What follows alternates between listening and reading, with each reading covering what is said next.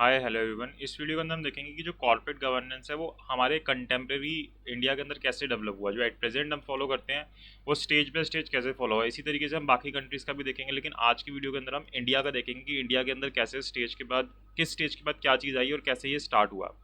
तो सबसे पहले जब इंडिया के अंदर जो हमारी 1991 की पॉलिसी आई थी, जिसके बारे में हम जानते हैं, गवर्नमेंट ऑफ इंडिया जब पॉलिसी लेके आई थी जिसके अंदर लिबरलाइजेशन, प्राइवेटाइजेशन एंड ग्लोबलाइजेशन किया था कि भाई पूरी अब वर्ल्ड से जो जितनी भी कंपनीज थी या इस तरीके की चीज़ें थी वो इंडिया में आके ट्रेड कर सकती थी, प्राइवेट हो गई थी चीज़ें। तो हमारी इकनॉमी जो थी वो इस तरीके से एलपीजी पॉलिसी के ऊपर आ गई थी। तो अब क्या हुआ कि इससे क्या था कि हमें किस चीज़ की ज़रूरत थी कि हमें एक रिफॉर्म प्रोसेस की ज़रूरत थी, ताकि हम जो है जो भी हमारे वर्ल्ड के अंदर डेवलपमेंट हो रही है उसी के साथ हम भी डेवलप करते रहे। तो इसी के चलते अब काफ़ी सारे इंटरेस्ट ग्रुप्स थे। तो फिर इसके चलते जैसे अभी यूएस यूके इनका भी देखेंगे तो वहाँ पे क्या था, एक कैडबरी कमेटी रिपोर्ट आई थी, उसको देखते हुए फिर इंडिया के अंदर भी जो हमारी सीसी आई थी, confederation confederation of Indian industry CII जो थी, and associated chambers of commerce and industry and the security exchange board of India, जिसको हम सेबी कहते हैं इन शॉर्ट, इन्होंने एक कमेटी जो थी वो रिकमेंड की थी कि कॉर्पोरेट गवर्नेंस को इंडिया में भी स्टार्ट करना चाहिए। किस किसने? सीआईआई ने,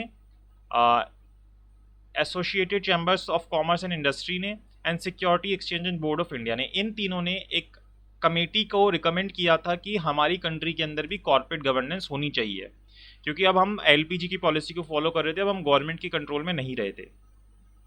तो इससे क्या हुआ था फिर, अब सबसे पहले जब क्या इनिशिएटिव लिया गया, फर्स्ट जो इनिशिएटिव था इसके चलते 1998 के अंदर एक कोड आया जिसका नाम हमने रखा डिजायरेबल कॉर्पोरेट गवर्नेंस कोड। अब इसका नाम ये कैसे पड़ा और ये कैसे बना, ये वाला code desirable corporate governance code.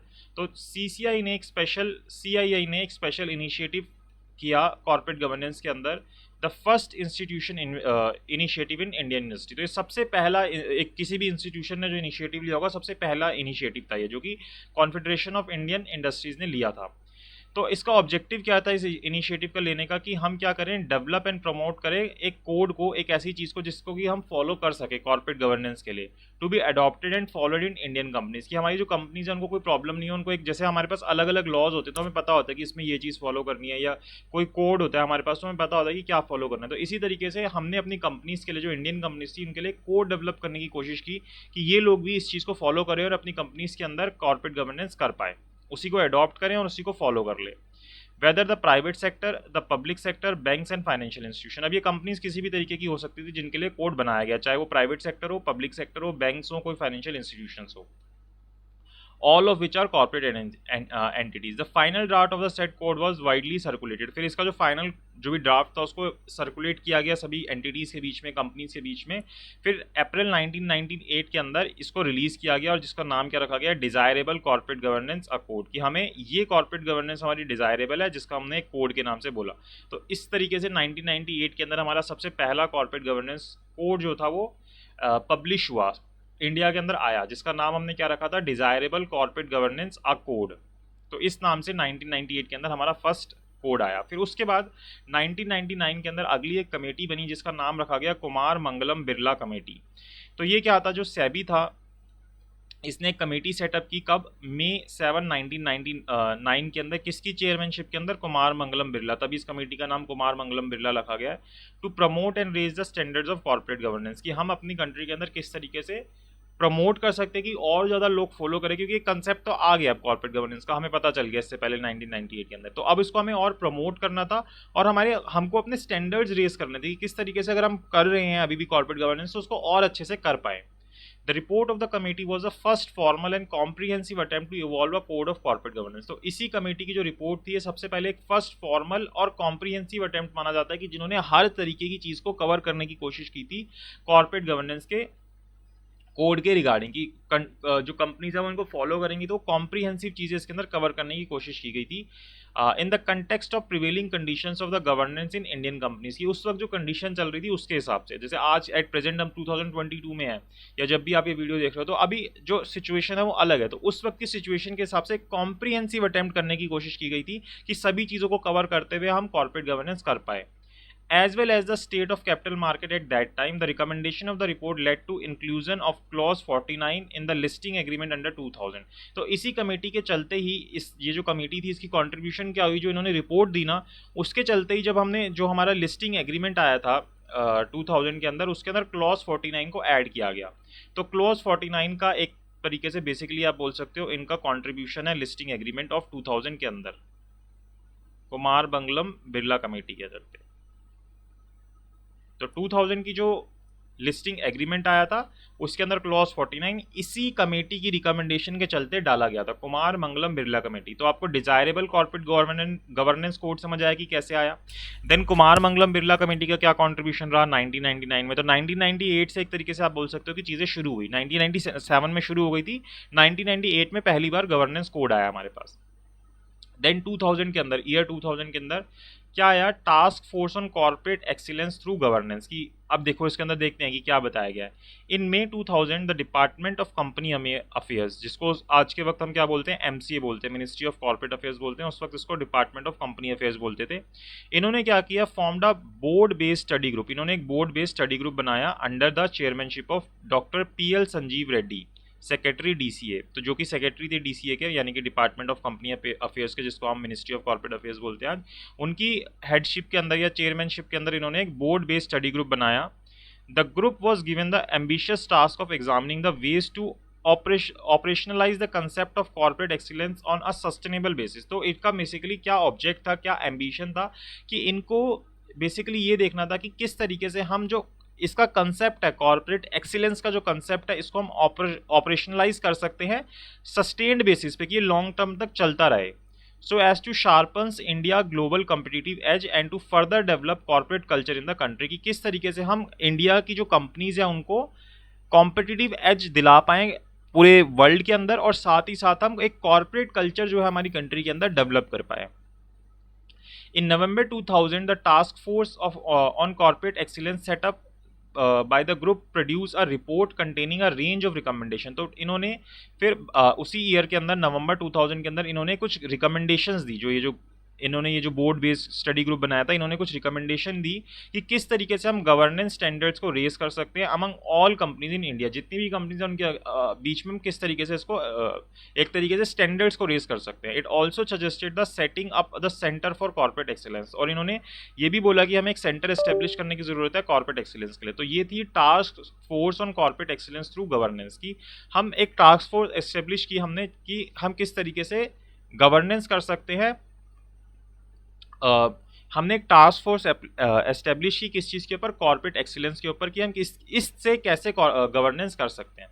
तो 2000 के अंदर ये चीज़ हुई। तो सबसे पहले 1998 के अंदर क्या हुआ था हमारा, एक हमारे कोड बना जिसको हमने डिजायरेबल कॉर्पोरेट गवर्नेंस कोड बोला। फिर उसके बाद 1999 के अंदर हमारी कुमार मंगलम बिरला कमेटी आई, उन्होंने जो रिकमेंडेशन दी थी उससे लिस्टिंग एग्रीमेंट के अंदर हमने क्लॉज 49 को ऐड किया। देन ईयर 2000 के अंदर हमने जो हमारी डिपार्टमेंट ऑफ कंपनी अफेयर्स थी, जिसको हम आज मिनिस्ट्री ऑफ कॉर्पोरेट अफेयर्स बोलते हैं, उन्होंने एक ब्रॉड बेस्ड स्टडी ग्रुप बनाया, जिसके चलते उन्होंने कुछ रिकमेंडेशंस दी, जिससे कि हमें अपने स्टैंडर्ड्स रेस करने के लिए कुछ बताया गया कि हम किस तरीके से हमने स्टैंडर्ड्स रेस कर सकते हैं कॉर्पोरेट गवर्नेंस के सभी कंपनीज के अंदर। और एक सेंटर एस्टेब्लिश करने के बारे में बात की कि हम किस तरीके से कॉर्पोरेट एक्सीलेंस के लिए एक सेंटर को एस्टेब्लिश कर सकते हैं। तो 2000 ईयर के अंदर ये हुआ। देन 2002 के अंदर हमारी आई नरेश चंद्र कमेटी। तो अब नरेश चंद्र कमेटी, तो यानी नरेश चंद्र जो है इसके चेयरमैन होंगे इस कमेटी के।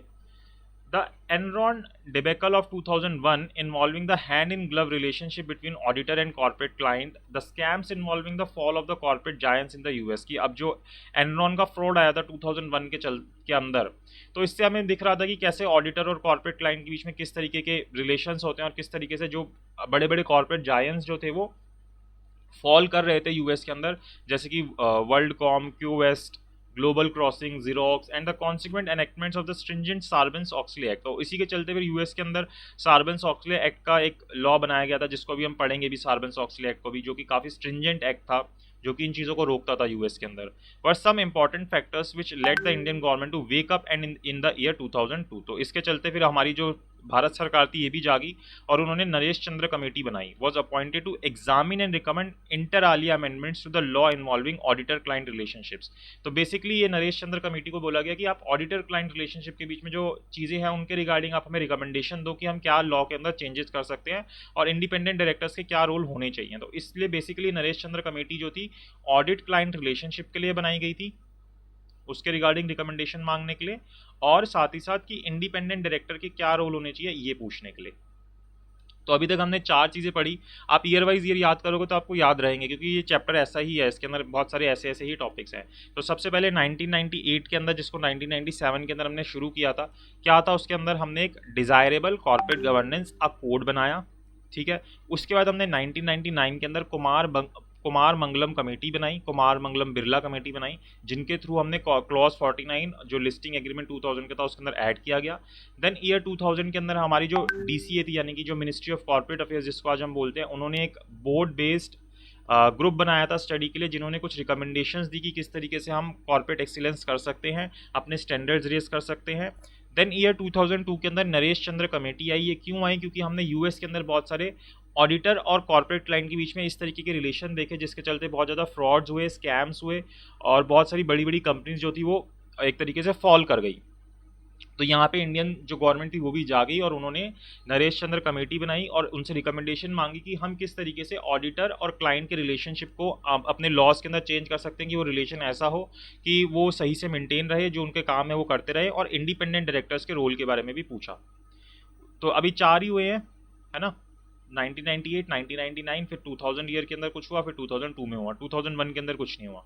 देन 2003 आता है, इसके अंदर NR नारायण मूर्ति कमेटी बनाई गई।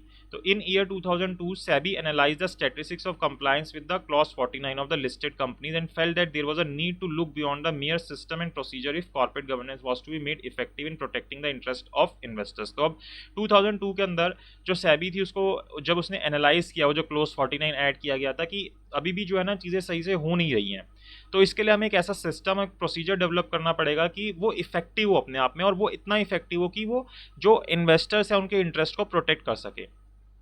तो इसके चलते हुए SEBI ने एक कमेटी कॉन्स्टिट्यूट की जिसका नाम रखा Shri NR Narayana Murthy committee for reviewing implementation of the corporate governance code की जो कॉर्पोरेट गवर्नेंस कोड है उसको आप रिव्यू करो कि उसका इंप्लीमेंटेशन किस तरीके से अच्छा हो सकता है लिस्टेड कंपनीज के द्वारा, and for issue revise clause 49 based on it's recommendation. और इसके बाद फिर NR नारायण मूर्ति कमेटी के बाद ही जो क्लॉज 49 था इसको रिवाइज करके दोबारा से इशू किया गया। तो आपको अब 1998 की कहानी याद है। देन 1998 के अंदर हमें यहाँ desirable code of corporate governance आया था। देन 1999 के अंदर कुमार मंगलम बिरला कमेटी आई थी जिसका इससे रिलेशन है, जिसके अंदर क्लॉज 49 ऐड किया गया था लिस्टिंग एग्रीमेंट के अंदर। देन 2000 के अंदर क्या आया था हमारे पास, ये आया था जो MCA ने एक वो बनाया था, बोर्ड बेस्ड स्टडी ग्रुप बनाया था एक, जिसके अंदर फिर कुछ रिकमेंडेशंस दी थी उन्होंने। देन नरेश चंद्र कमेटी आई थी। नरेश चंद्र कमेटी ने हमें ऑडिट क्लाइंट रिलेशनशिप और इंडिपेंडेंट ऑडिटर के रोल के बारे में बताया। देन 2003 के अंदर दोबारा से NR नारायण मूर्ति कमेटी बनाएगी जिन्होंने क्लॉज 49 के अंदर रिवीजन करवाया कि कैसे हमें और ज़्यादा स्टैंडर्ड्स को रेज करना और इफेक्टिव बनाना है अपने इस प्रोसीजर को, कॉर्पोरेट कंप्लाइंस के, कॉर्पोरेट गवर्नेंस के प्रोसीजर को, कि सही से हो सके। देन 2004 के अंदर आई JJ ईरानी कमेटी कंपनी लॉ के ऊपर।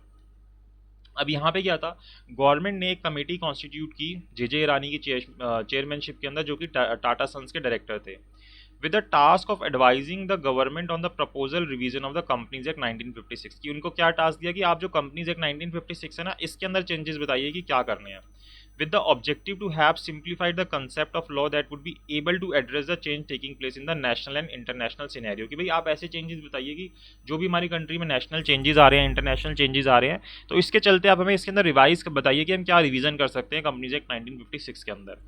Enable adoption of internationally accepted best practices as well as provide adequate flexibility for timely and evolution of new arrangements in response to the requirement of ever changing business models। तो ये मतलब एक तरीके से 1956 के act के अंदर amendment के लिए बोला गया था। द कमेटी रिकमेंडेड दैट, अब कमेटी ने क्या रिकमेंड किया आपने उनसे बोला, अब उनकी रिकमेंडेशन आती है। The committee recommended that effective measures be initiated for protecting the interest of stakeholders, कि हमें क्या करना चाहिए, इफेक्टिव मेजर्स लेने चाहिए कि हम जितने भी स्टेक होल्डर्स हैं, इन्वेस्टर्स हैं, चाहे वो स्मॉल इन्वेस्टर्स ही क्यों ना हो, उनके इंटरेस्ट को प्रोटेक्ट करने के लिए हमें स्टेप्स लेने चाहिए, इनिशिएट करना चाहिए through legal basis for sound corporate governance practices, क्योंकि अगर हम इनको प्रोटेक्ट करेंगे तभी हम एक तरीके से अपनी कॉर्पोरेट गवर्नेंस प्रैक्टिसेस को जब अच्छा करेंगे तो हम इन चीज़ों को प्रोटेक्ट कर पाएंगे। With a view to protect the interest of various stakeholders, the committee also recommended the constitution of stakeholder relationship committee। और इन्होंने ही सबसे पहली बारी रिकमेंड किया कि हमें स्टेक होल्डर रिलेशनशिप कमेटी का बनाना चाहिए, इसका प्रोविजन डालना चाहिए।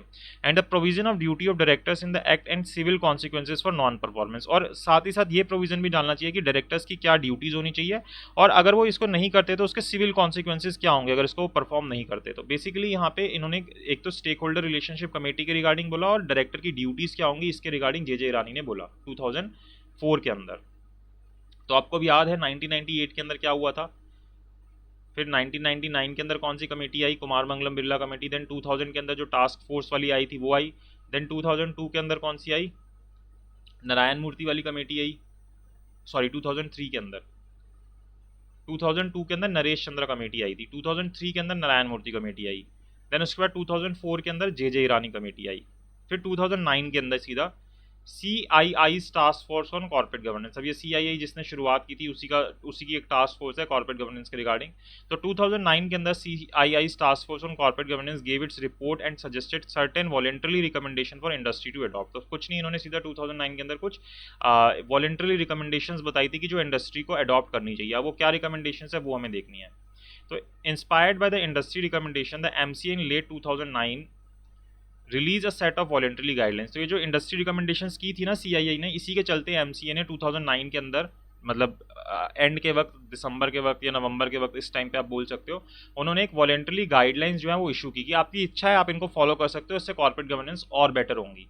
The guidelines were derived out of the unique challenge of the Indian economy and took cognizance of the fact that all agencies need to collaborate together to ensure the business flourish even as they contribute to the wholesome and inclusive development of the country। कि भाई सभी को साथ आने की जरूरत है, तभी हम जो है बिजनेस हमारा फ्लोरिश करेगा।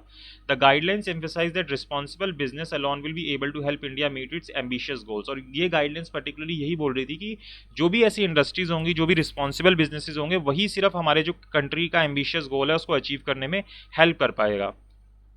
It urged businesses to embrace the triple bottom line approach whereby their financial performance could be harmonized with the expectations of society, environment and many stakeholders in sustainable manner। तो एक तरीके से जो हमारा गोल होता है, जो बेसिकली आज तक हम देखते हैं कि पर्टिकुलरली हमारा गोल ये होता था इससे पहले कि हमें अपना प्रॉफिट मैक्सिमाइज करना है, फाइनेंशियल परफॉर्मेंस को बेटर करना है। तो यहाँ पे हमने ये बोला कि ये जो हमारी कॉर्पोरेट गवर्नेंस है, इसके साथ इससे हमें ये करना है कि हमें अपने फाइनेंशियल परफॉर्मेंस को बेटर करनी है, इसको हमें साथ साथ हार्मोनाइज करना है, इसको साथ में लेके चलना है, किसके, जो सोसाइटी की एक्सपेक्टेशंस है, एनवायरनमेंट को कैसे प्रोटेक्ट करना है, अलग अलग जो स्टेक होल्डर्स है उनके सस्टेनेबल मैनर में कैसे साथ लेके चलना है। तो इन सारी चीज़ों को हमें साथ में रखना है। तो ये कॉर्पोरेट गवर्नेंस वॉलंटरी गाइडलाइंस के थ्रू MCA लेके आई थी अपनी वॉलंटरी गाइडलाइंस के अंदर। तो 2009 के अंदर दो चीज़ें हुई, पहले इन्होंने रिकमेंडेशन की CII ने कि हमें एक वॉलंटरी रिकमेंडेशंस जो दी कि भाई ये गाइडलाइंस आपको फॉलो करनी है, एंड देन उसी ईयर के अंदर जो हमारे MCA था उन्होंने इन गाइडलाइंस को इशू कर दिया कि आप इनको फॉलो कर सकते हैं। देन NASSCOM रिकमेंडेशन आई 2010 के अंदर। तो corporate governance and ethic committee of the national association of software and service companies issued recommendation in mid 2010 focusing on stakeholder of the company. तो बेसिकली बस इन्होंने रिकमेंडेशन दी थी और इसके बारे में खास कुछ नहीं पढ़ना हमें। देन 2012 के अंदर policy document on corporate governance. अब हमारे पास कुछ पॉलिसी डॉक्यूमेंट है कॉर्पोरेट गवर्नेंस के जो कि 2012 के अंदर आए थे।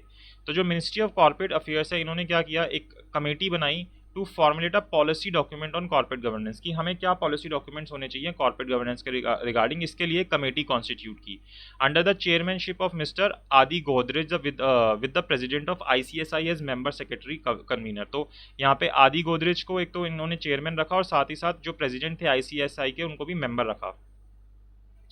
The policy document sought to synthesize the disparate element in the diverse guidelines, draw an innovative best practice adopted by specific companies, incorporate current international trends, and anticipate emerging demands on corporate governance in enterprise in various classes of scale of operation. The Adi Godrej Committee submitted a report which was articulated in the form of 17 guiding principles of corporate governance। तो basically इन्होंने 17 guiding principles दिए थे corporate governance के regarding, जिसके अंदर यही सारी चीज़ें कि कैसे हमें बेस्ट प्रैक्टिसेस को अडॉप्ट करना है कुछ पर्टिकुलर कंपनीज़ को, कैसे इंटरनेशनल ट्रेंड के साथ चलना है हमें, कैसे हमें जो भी हमारी एमर्जिंग डिमांड जो आने वाली डिमांड्स हैं उनको एंटीसिपेट करना है। तो ये सारी चीज़ें इन्होंने इन 17 गाइडलाइंस के थ्रू कॉर्पोरेट गवर्नेंस के अंदर करने की कोशिश की। तो policy document on corporate governance 2012 के अंदर आया, जिसके अंदर एमसीए ने एक कमेटी बनाई, किसकी चेयरमैनशिप में, आदि गोदरेज की चेयरमैनशिप में, जिसके अंदर आईसीएसआई के प्रेसिडेंट भी जो थे मेंबर थे। देन 2013 के अंदर कंपनीज एक्ट आया, जिसको आज हम पढ़ते हैं। तो companies act sought by the radical changes in the sphere of the corporate governance in India. तो इसने बहुत ड्रास्टिक चेंजेस किए, बहुत मेजर चेंजेस किए कंपनीज एक्ट 2013 ने।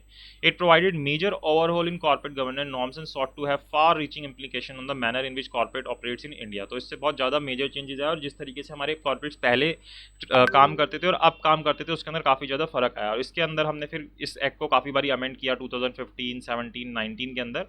The amendments impact different aspect of business management in India, including any key structuring, disclosure and compliance requirement। तो अब जितनी भी चीज़ें होती हैं, चाहे हमें कोई डिस्क्लोजर के रिक्वायरमेंट हो, कंप्लायंस की रिक्वायरमेंट, तो ये सारी चीज़ें कंपनीज एक्ट 2013 के अंदर ऐड की गई है। तो जो आप एट प्रेजेंट 2013 का कंपनीज एक्ट पढ़ते हो, इसके अंदर ऑटोमेटिकली काफ़ी सारी कॉर्पोरेट गवर्नेंस की चीज़ें इंक्लूडेड हैं, जिससे कि डिस्क्लोजर हो, कंप्लायंस हो, स्ट्रक्चरिंग सही हो, तो अपने आप कोशिश की गई है। देन हमारे पास 2015 के अंदर आया सेबी का listing obligation and disclosure requirement, जिसको LODR बोलते हैं इन शॉर्ट। तो पर्टिकुलरली ये लिस्टिंग के लिए ही है, तो लिस्ट जो कंपनीज लिस्ट हो रही हैं उनके लिए ही ये रिकमेंड किया गया है, उन्हीं के लिए होता है, उन्हीं को फॉलो करना होता है। तो with a view to consolidate and streamline the provisions of the erstwhile listing agreement of different segment of capital market and, क्योंकि इससे पहले क्या होता था कि अलग अलग जो एंटिटीज़ होती थी उनके लिए अलग अलग लिस्टिंग एग्रीमेंट्स होते थे, तो उनको एक तरीके से हम एक जगह पे स्ट्रीमलाइन करने की कोशिश की हमने इसके through. And the provision pertaining to listed entity with the companies act 2013, और जो भी हमारे कंपनीज एक्ट 2013 में भी लिखा गया था उसके साथ भी हमने इसको मिलाने की कोशिश की कि दोनों चीज़ें मैच करती रहें, और कहीं पे भी जब इनके बीच में कॉन्फ्लिक्ट होगा तो कंपनीज एक्ट प्रिवेल करेगा। SEBI notified SEBI LODR 2015 for listed entities having listed designated security on recognized stock exchange. The provisions of corporate governance and SEBI regulation 2015 are discussed at relevant place। तो वो तो हम आगे पढ़ते ही रहेंगे कि कहाँ पे क्या LODR है। देन 2017 के अंदर हमारे पास I final Uday Kotak committee, और ये फाइनल है, इसके आगे फिर हमारे पास कुछ नहीं है। देन हम इंटरनेशनल जो है US UK इन सब के अंदर कैसे कैसे आया, फिर उनके अंदर क्या क्या चीज़ें हैं वो पढ़ेंगे। तो अब 2017 के अंदर उदय कोटक कमेटी आई। इस कमेटी ने क्या किया, SEBI committee, the SEBI committee on corporate governance was found in June 2017 under the chairmanship of Mr. Kotak। तो एक कोटेक जो मिस्टर कोटेक थे उनके चलते हमने एक कमेटी बनाई, SEBI कमेटी बनाई, जिसके अंदर ये चेयरमैन थे, with the aim of improving standard of corporate governance. अभी भी हम क्या चाह रहे हैं कि और हमारे कॉर्पोरेट गवर्नेंस के जो स्टैंडर्ड्स है वो इंप्रूव हो जाए of listed companies in India.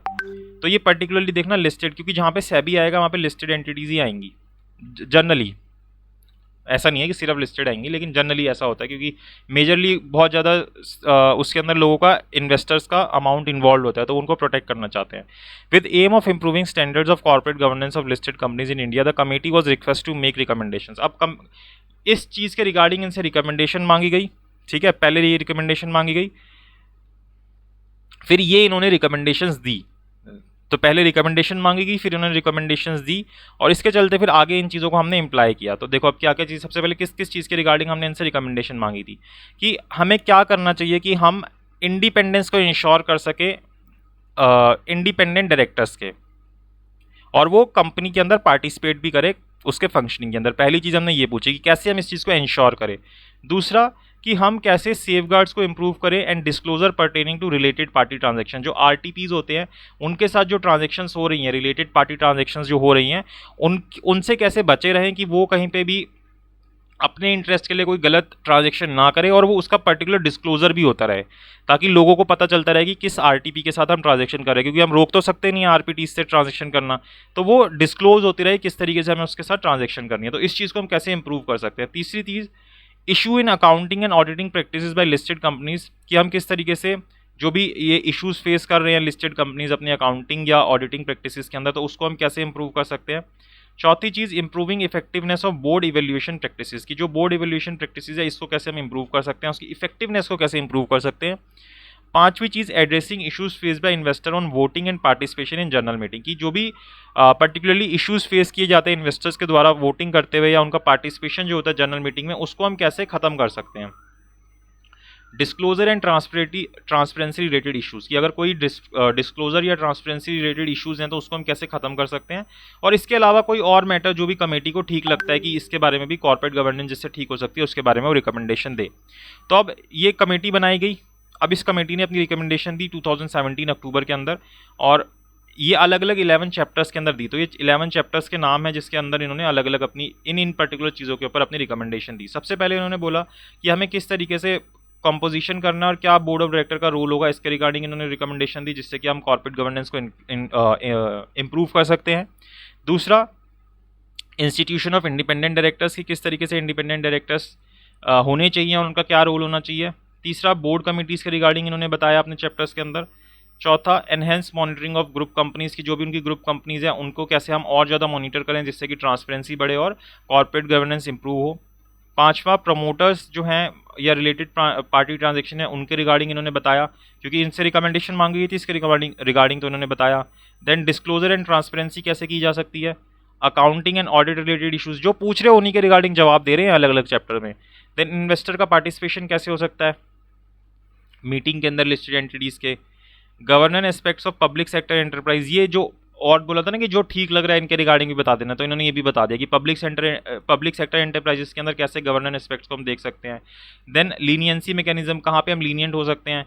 And 11th, capacity building in SEBI for enhancing corporate governance in listed entity की, क्या किस तरीके से सेबी जो है और ज़्यादा कॉर्पोरेट गवर्नेंस कर सकती है लिस्टिंग एंटिटीज़ के अंदर। तो 11 चैप्टर्स के अंदर इन्होंने अपनी रिकमेंडेशंस दी। तो in its board meeting on March 27, 2018, SEBI after detail consideration and due deliberation accepted several recommendations. तो अब ये जो इन्होंने रिकमेंडेशंस दी 11 चैप्टर्स में, इन सबको काफ़ी ज़्यादा पढ़ने के बाद मार्च 2018 के अंदर 27 मार्च को जब SEBI की मीटिंग हुई तो उन्होंने काफ़ी सारी चीज़ों को एक्सेप्ट किया इनकी रिकमेंडेशंस को बिना किसी मॉडिफिकेशंस के, and accepted few other recommendation with certain modifications, और कुछ चीज़ों को विद मॉडिफिकेशन एक्सेप्ट किया। As to timelines for implementation, applicability, threshold among others, some of the major changes accepted relate to, तो major changes किस regarding जो SEBI था उन्होंने एक्सेप्ट किया था कि ट्रांसपेरेंसी को कैसे इंक्रीज करना है, इसके रिगार्डिंग इन्होंने इनकी रिकमेंडेशन को एक्सेप्ट किया। देन क्वालिफाइड इंस्टीट्यूशनल जो हमारी प्लेसमेंट्स होती है इनके रिगार्डिंग जो डिस्क्लोजर्स होते हैं उनको एक्सेप्ट किया। Auditor credentials, audit fee, reason for resignation of auditors, इसके रिगार्डिंग जो डिस्क्लोजर करना है उसको एक्सेप्ट किया।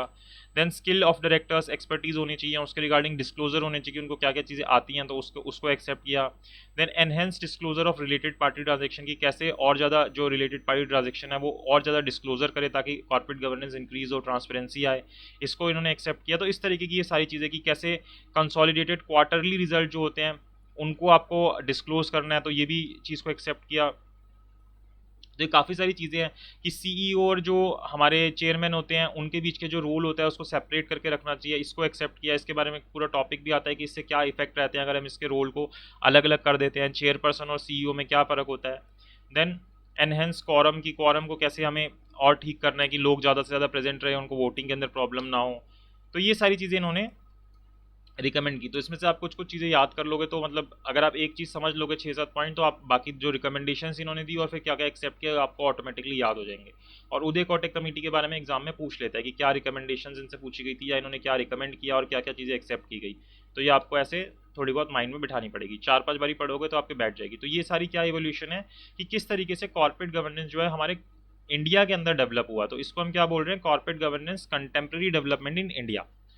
तो ये आप हल्का हल्का सा 3-4 बार रीड करो, आपको अपने आप ऑटोमेटिकली माइंड में बैठ जाएगा कि कौन से ईयर में क्या हुआ और किसने क्या रिकमेंडेशन दी थी। तो आई होप आपको वीडियो में समझ आया हो। इसके बाद हम क्या करेंगे, जो इंटरनेशनल रेगुलेटरी फ्रेमवर्क है इसके रिगार्डिंग उनको स्टार्ट करेंगे। तो इसके अंदर भी अभी सीधा ही ये स्टार्ट नहीं हो जाएंगे, इससे पहले हमें देखना है कि अलग अलग जो कॉर्पोरेट गवर्नेंस जो है ग्लोब के अंदर कैसे वो डेवलप हुई, जैसे यूएसए में कैसे डेवलप हुई, यूएसए के बाद ऐसे अलग अलग कंट्रीज़ के अंदर यूके में कैसे डेवलप हुई, एंड देन फिर उनकी कॉर्पोरेट गवर्नेंस हम इन डिटेल देखेंगे। तो आई होप आपको वीडियो अच्छी लगी तो प्लीज़ लाइक कीजिएगा, शेयर कीजिएगा, चैनल को सब्सक्राइब जरूर कीजिएगा। और अगर आप कोचिंग लेना चाहते हैं तो आपके साइड में नंबर दिया गया, इस पे ऊपर आप मुझे व्हाट्सएप कर सकते हैं और अपनी क्लासेस को स्टार्ट कर सकते हैं। Thank you so much for watching this video.